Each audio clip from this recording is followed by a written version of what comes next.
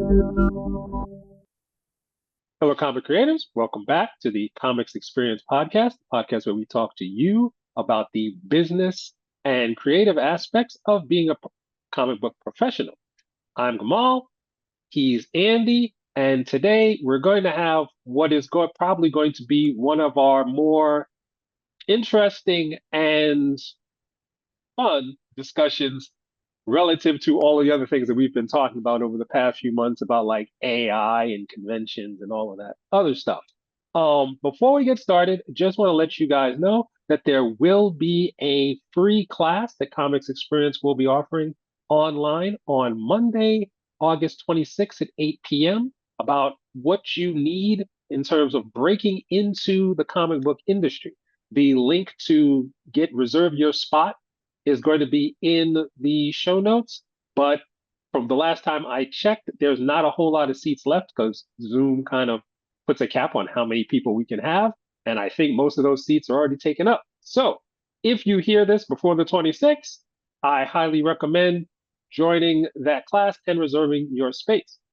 So, Andy, I was going through some like older comics and a thought crossed my mind that is purely I guess, creative, artistic kind of question. And the idea is if you have a script or you have a writer that is producing a particular type of story, how is it that you decide what artist to actually put onto that project?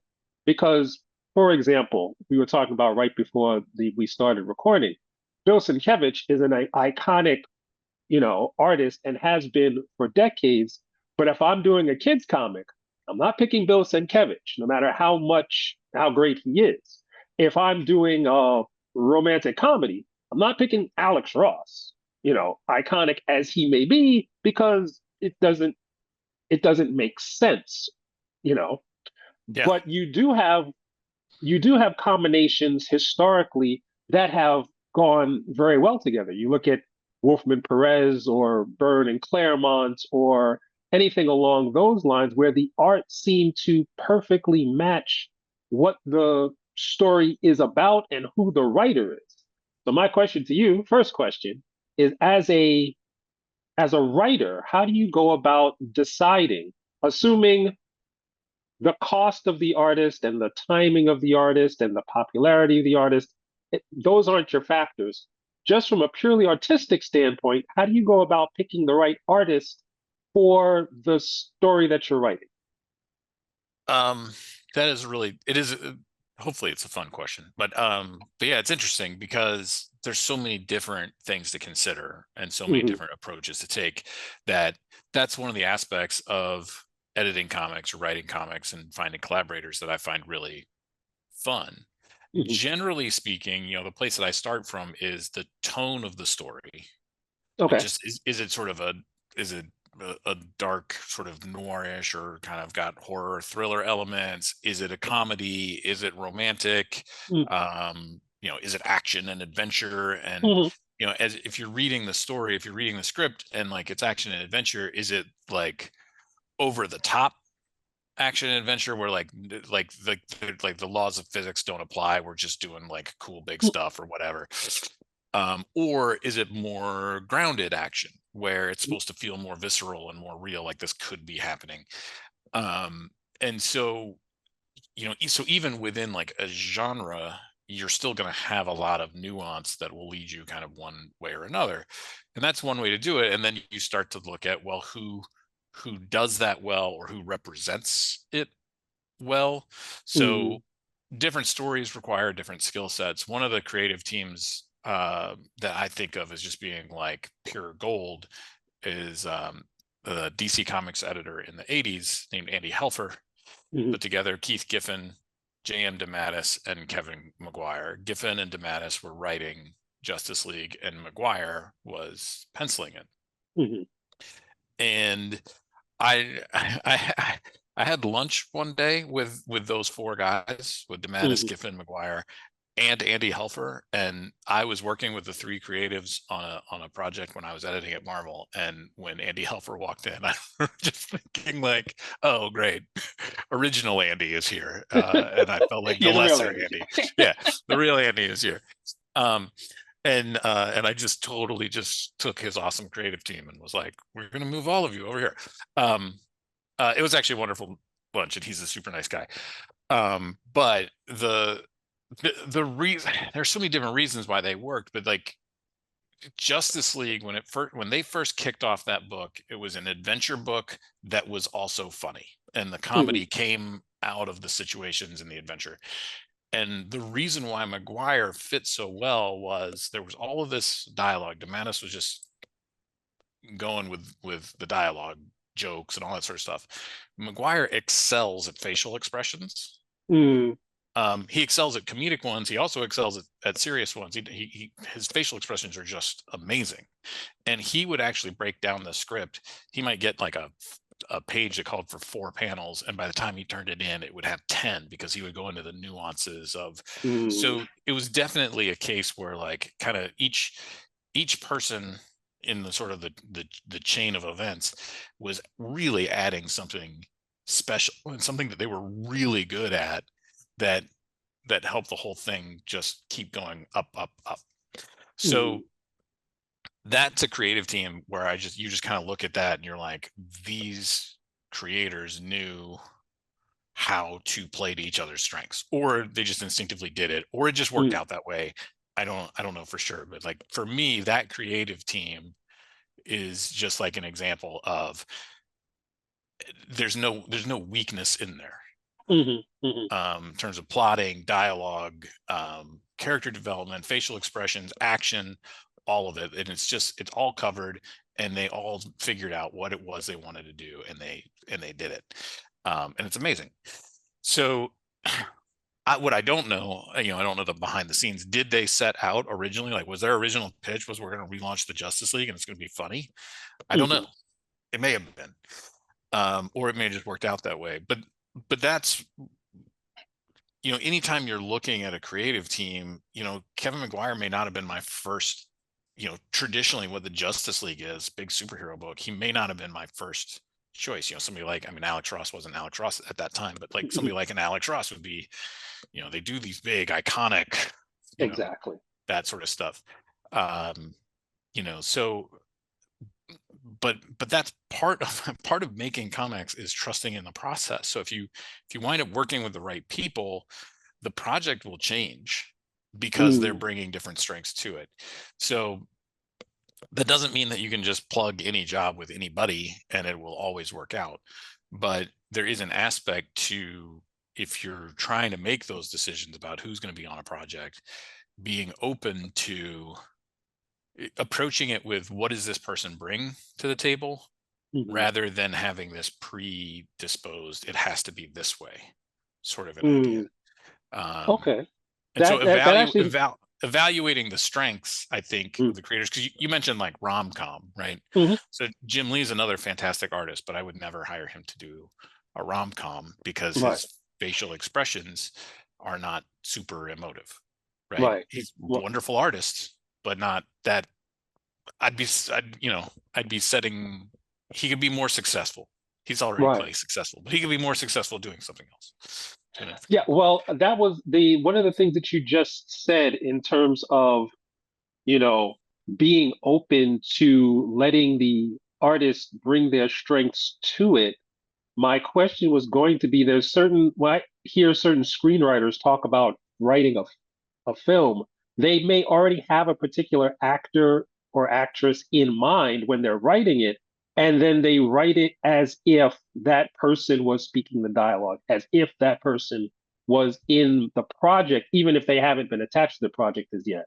Yeah. Do is there a similar process in comics where if you're writing a comic, let's say you're doing a horror comic, Hmm. and you think, okay, somebody, Bill Sienkiewicz or somebody like that would be good for this, and then you start to write with that in mind to try to picture in your mind's eye someone like that, or do you, like you just said, leave it open so it could be horror interpreted in a lot of different ways. Well, I think that has a lot to do with sort of the writer's own process. I have Hmm. used that as a tool. I'm actually writing a screenplay right now where I am Hmm. doing exactly that, where I've got a few key actors in mind, and it Hmm. is helpful because I have seen multiple films and shows with those actors that I have an Hmm. idea of sort of how they emote, what their cadence is. And so I write it with that in mind because it helps me, in this case, it helps me kind of, I think, get more unique voices on Hmm. the page. Hmm. That said, I'm working with the director and I haven't told him like, oh, I'm writing this for so and so. Like Hmm. I don't want to, I mean, we will probably have that conversation at some point, like who do you see in these roles? But I don't want to like I don't want to bias the Right. director Right. towards somebody. I also don't want to do his, make him, I don't know, I just want to be careful like he doesn't feel like I'm stepping on his toes or the casting director's toes or anything. Hmm. Hmm. So um so that can be a useful tool, but often, when if I am scripting and I have no idea who the artist is going to be, which can happen because I'm just struck with, hey, I want to write this comic Hmm. about this subject matter, or it can happen because Marvel or DC hires you and you don't know who the artist is going to be, but your script is due next week. Right. So you just crank on it. In those cases, I don't usually have an artist in mind. I focus on, can I craft a script that any artist with a decent professional level of experience can take and make their own. And there, the trick is to be clear about what the story requires from the artist, um, but not be uh, so dictatorial in your descriptions of your panel actions and things that you don't leave them room to maneuver. And then what I do, if I have the time and I find out who the artist is, I may go back into the script. Hmm. And if I feel like, oh, this artist is particularly good at this or that, and if there is time, which usually on a work for hire gig like Marvel or DC, they don't give you the time. Hmm.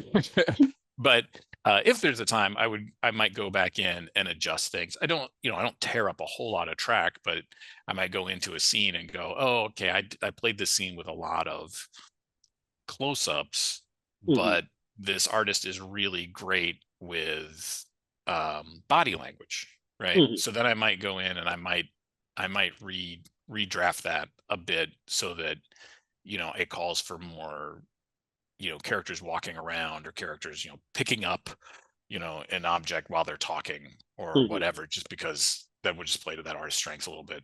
Like I said, it's usually more a nuance thing, because at that point an editor has approved a script, and so they really don't want you to mess with it. Hmm. So it's sort of like a special request, and you kind of have to promise, like, I won't change anything of substance, Right. but I might just play it a little differently.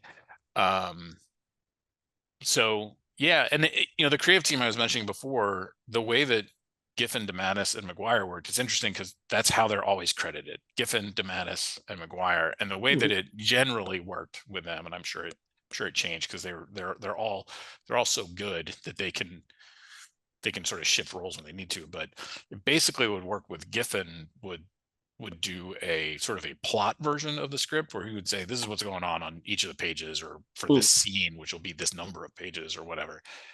And then and it would really talk more about the character interplay and any action, right? And then it would go to Kevin Hmm. McGuire and he would illustrate it. After it's completely drawn, then it would go to DeMatteis, who would write all the dialogue. So all of those jokes and all that stuff that plays really well to those facial expressions, that only works if Mark, who's scripting it, Hmm. can script off of Kevin's Imagery. drawings of facial descriptions. And not every writer, that's not a strength for every writer. Mm-hmm. Um, and like I know that for myself, like when I go back in and try and re-dialogue after the art is done, Hmm. and like I have to really concentrate. Like it clearly comes naturally to Mark. Like he's just so Right. good at it. It's got to just his brain just has to work that way. Whereas with me, that I have to really like think about it and be like, what's going on here on the image, and it's just more work. for me to do it that way. I mean, there's Mm, always like a level of polish. Like if you're given the opportunity, the art comes in, you might want to change the dialogue just to make sure it sort of plays well with the images. But again, minor changes in that case. Hopefully, okay. Now, you've made a lot of references to established artists or looking at artists who have a portfolio so that you actually understand where their strengths play to and things like that.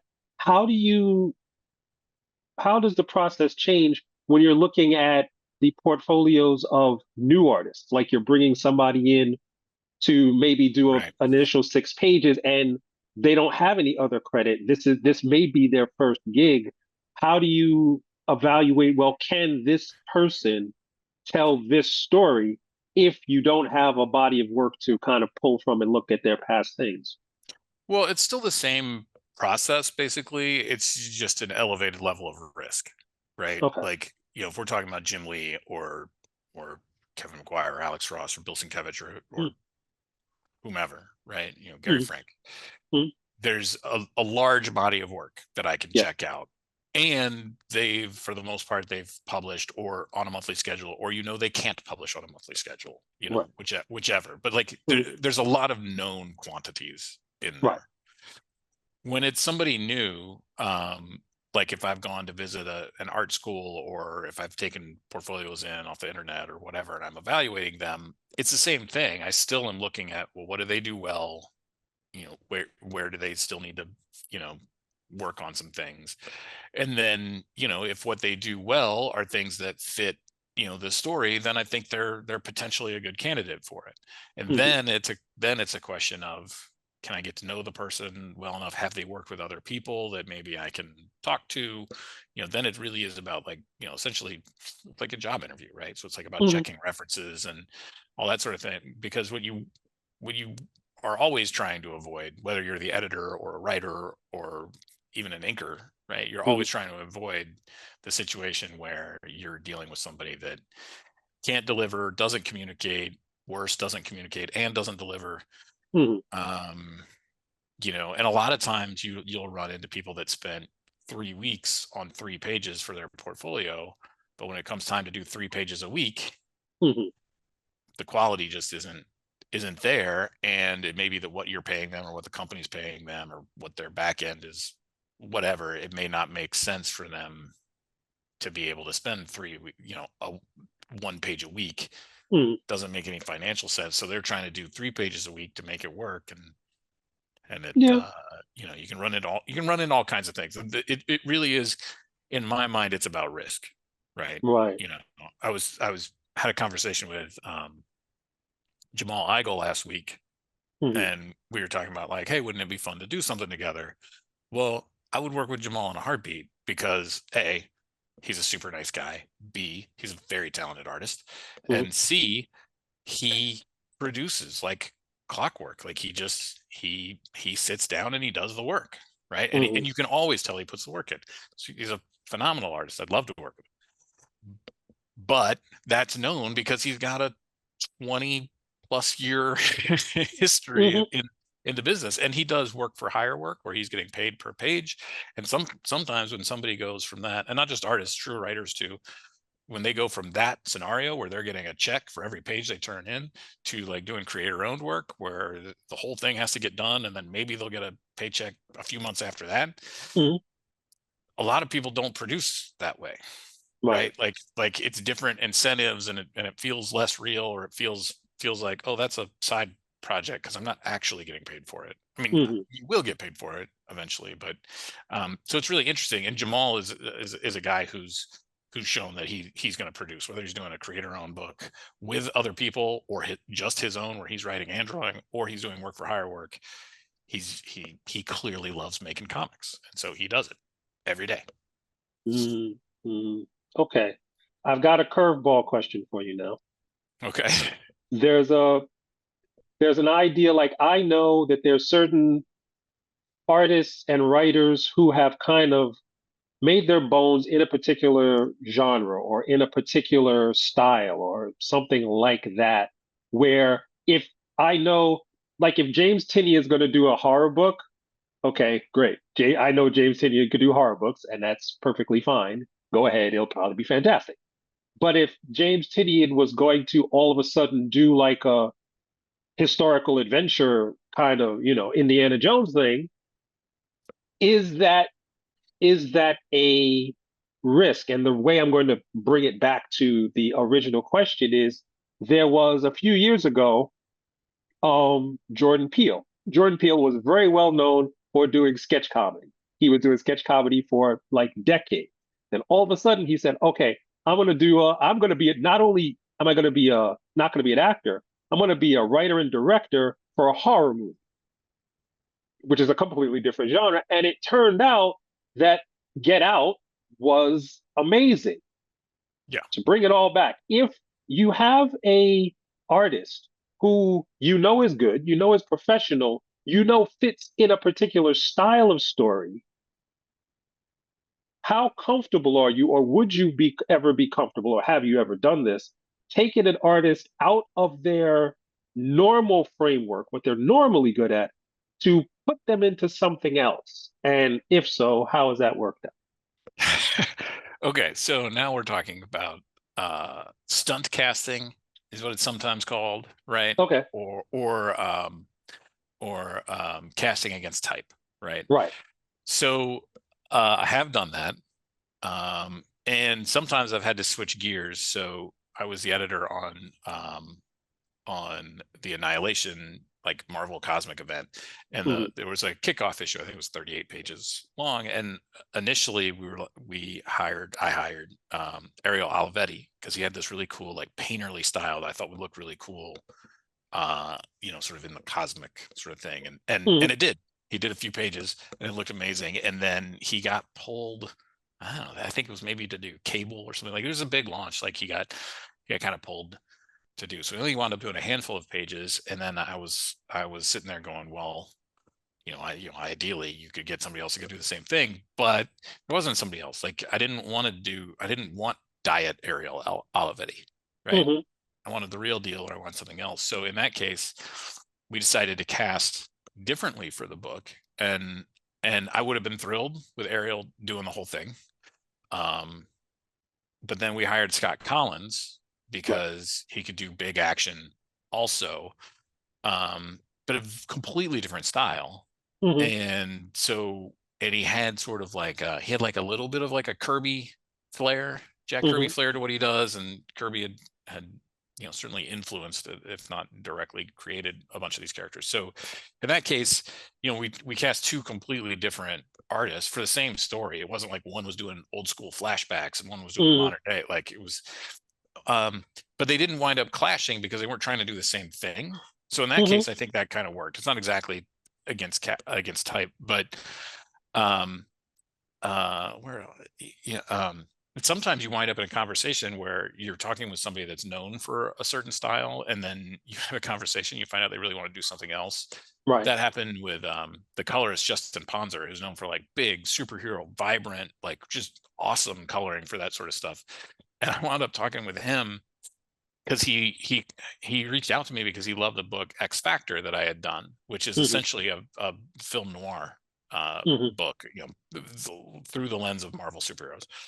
So and he was a big fan of it, and I was surprised. I was working with him on another project, so he brought it up, and I was like, "That's all. That's all I want to do. I love film noir. I want to do darker stuff." And I was shocked because I'd never seen him do that kind of thing. But he's a wonderful color artist. So sometimes you wind up meeting people that are totally capable of doing another thing. They've just been pigeonholed or typecast. Um, Mm. so yes, I do think that stunt casting can work. I'm having trouble coming up with like a great example of it, but let's go back to the Jordan Peele example. One of the Mhm. reasons why I don't have no idea what the behind the scenes was of how he pitched the movie or what have you, but one of the things that's really fascinating about Get Out for me, from within the confines of this conversation, because there's tons of things that are fascinating about that movie, but if I were a producer, right, and Jordan Peele, after I've watched season after season of Key and Peele, the sketch Mhm. comedy show, right, comes and pitches me that, at first I'm like, you're not known for horror at all. This Right. sounds risky. I'm really rolling the dice on somebody who's never done this before. Mm, Except that Get Out uses tons of stuff that we've seen Jordan Peele do before that. There's hmm. quite a bit of comedy in Get Out, Yes. and there's a whole lot of racial overtones, which is Yes. also all through his sketch comedy. Hmm. So right there, as a producer, I'm starting to feel more comfortable in that, like, oh, it's in his zone, plus it's this other thing. Like, I Okay. know he's gonna kill it on this part, and I know he can deal with this subject matter, and he can make it awkward and funny all at the same time. And even in some of the Key and Peele stuff, there are some funny things that have horror elements. So, like, again, it's all there. I Hmm. probably, unless he were there pitching me, I probably wouldn't have thought, I'll bet he's going to do a horror movie. Hmm. But all those pieces are there to some degree, which if I were putting up my own money for that film, I would start to feel a lot more comfortable. And then certainly once I would read a script, particularly that script is phenomenal. Um, so sometimes you're kind of looking at that of like, oh, they're known for this thing, but they do these other things well. We could slide them, we could Hmm. slide them over here. Um, Hmm. Now, I guess the last question I want to ask is how much of this process, because I know when we talk to creators and people like that in comics experience in the Q&As and stuff, you want to actually understand who you're bringing in on a project and what it is you want to incentivize them as much as possible, not just in how much you're paying them, but the type of thing that you want them to be working on, things that they enjoy working on. So how much interaction and conversation do you need to have, or ideally, do you need to have with members of the creative team to understand not just what they do well, but what they want to do, but may have not had the opportunity, and how both of those factors play into the project that you yourself are working that's a really good question. So projects get started any number of different ways. on? Um, and I've even had, a conversation where I went and talked with an artist that you know, say I know them already, Hmm. and about potentially doing a creator owned thing together. So we can do whatever we want at that point. Right. And I may have an idea of like, oh, it'd be great if Riley Brown did this. This would be Hmm. amazing. Let's do this. So I go pitch Riley on it. And Riley's like, yeah, I can do that. That sounds pretty fun. And then we start talking, and then if they don't instantly kind of jump on it, like that sounds Hmm. awesome, then you wonder, like, are they really going to be into this thing? And maybe they will be, like, Hmm. once they get rolling on it, and once we talk more, like, their enthusiasm can grow. That certainly has happened. But then I've also gone the other way, where you have a conversation with somebody and they wind up kind of throwing you like, you know what, I've done a lot of stuff like that. I'd really Hmm. like to do something else. And then you get into like, well, what's the type of thing, what do you like reading? What do you like drawing when you're not being paid to draw? Hmm. Or do you not draw? Because some people are like, pencils down. Unless, If there's no check, there's no yeah. pencil. But and I don't blame anybody for that. Um, but yeah, sometimes they're just like, I really want to do a comedy thing, or I really want to do, I want to do a different type of action thing, right? Like if Right. you're known for, superhero comics, because that's where I came from career wise. You may still want to do an adventure book, but you may want to do like a harder science fiction, or you might want to do something fantasy. You might want to draw barbarians or whatever it is, or Mm-hmm. yeah, the number of times I've been told by artists, I really just want to draw horses over and over, um, or feet. Just want to draw feet. Um, you can certainly get into those conversations, and then you're like, okay, well, let's not do the thing I was thinking we might do, and then Hmm. you work from what they want to do, and where that overlaps with things that interest you, and then you develop something completely new. And I have worked with artists before where I'm like, give me three things you're dying to draw, and give me three things that you never want to draw ever again, and I'll make sure you don't get those three things, and you do get the other three things, and then we'll kind of build a project from there. Jeff Loeb is really well known for basically doing that, Hmm. where he'll just ask the artist, what story do you want me to script, and then Mhm. the artists can say as much or as little as they want, and then Jeff will go and script it and give the artist what they want. And that's one of the reasons why big name artists love working with him. Doesn't always lead to the best, most coherent comics, but sometimes it leads to very coherent comics. But he's an interesting writer to look at, I think, because his work is so, like, some of, like, Long Halloween is really, really great. It's Mhm. great stuff. And then some of his other books, you're like, man, it feels like he just phoned it in. And that's not what it is. It's because he works with artists. And if you're working with a big artist who says, I just want to do double page spreads of people punching each other, then that's what you deliver. And like, that's fine. And that's how he approached the job. But it makes for a very interesting sort of, like, oeuvre of work, if you will. Mhm. Mhm. Mhm. Um, and then there are other writers, on the complete opposite side of the spectrum, where it's like, I'm going to write the script I'm going to write, and whoever happens to draw it is drawing this script, and Mhm. that can work too. Yeah. So when you think of like those latter examples, the idea that the example that always comes to me is like the Alan Moore's panel descriptions in like Watchmen. So it's like, well, there's all of these things that have to Right. happen, not just with the characters, but in the background and in the subtext and in the everything else. Literally every panel, literally every page. Don't screw it up, kind of deal. Yeah. And in that case, that specific case, what Dave Gibbons did with those scripts and what he illustrated is mind-blowingly incredible, Hmm. in that somehow that didn't tie his hands. Like, Yes. the work looks organic. It feels like he just set out to draw it. Hmm. And it just, like, I don't think you can understate how how awesome Dave's work is on that book, and how it is absolutely equal to Moore's work on it. But it's interesting, like, I would love to see, because I think Alan Moore wrote Supreme, I think, and Liefeld like drew it. Hmm.